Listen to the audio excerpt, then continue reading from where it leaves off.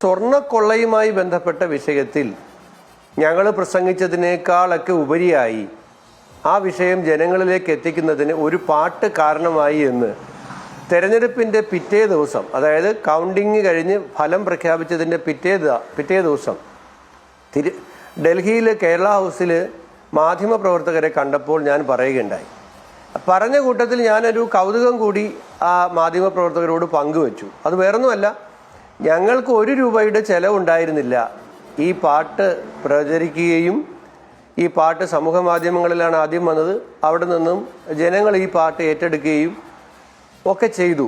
ഞങ്ങൾക്ക് 1 രൂപ ചെലവില്ല എന്ന് മാത്രമല്ല, ഇത് എഴുതിയ ആളെ ഞങ്ങൾക്കറിയില്ല, പാടിയ ആളെ ഞങ്ങൾക്കറിയില്ല. പക്ഷെ ശബരിമല സ്വർണ്ണക്കൊള്ളയുടെ വിഷയം ജനങ്ങളിലേക്ക് ആഴത്തിലെത്തിക്കുന്നതിന് ഈ പാട്ട് കാരണമായി എന്നുള്ള കാര്യം പറയുകയുണ്ടായി.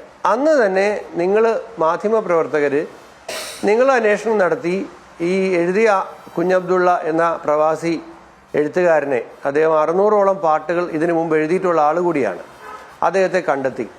പാട്ട് പാടിയ ഡാനിഷ് എന്ന് പറഞ്ഞ മിടുക്കനായ ചെറുപ്പക്കാരനെ കണ്ടെത്തി അദ്ദേഹത്തിൻ്റെ അഭിമുഖമൊക്കെ മാധ്യമങ്ങൾ കൊടുത്തു.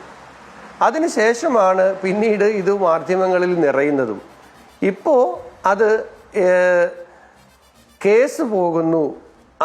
ആ എഴുതിയ ആൾക്കെതിരെയും പാടിയ ആൾക്കെതിരെയും അണിയറയിൽ പ്രവർത്തിച്ചവർക്കെതിരെയും ഒക്കെ കേസെടുക്കുന്നു എന്ന നിലയിലേക്ക്, അങ്ങേയറ്റം ദൗർഭാഗ്യകരമായ ഒരവസ്ഥയിലേക്ക്, മലയാളി സമൂഹത്തിന് തന്നെ നാണക്കേടുണ്ടാക്കുന്ന ഒരവസ്ഥയിലേക്ക് ഈ സാഹചര്യം എത്തിയത്.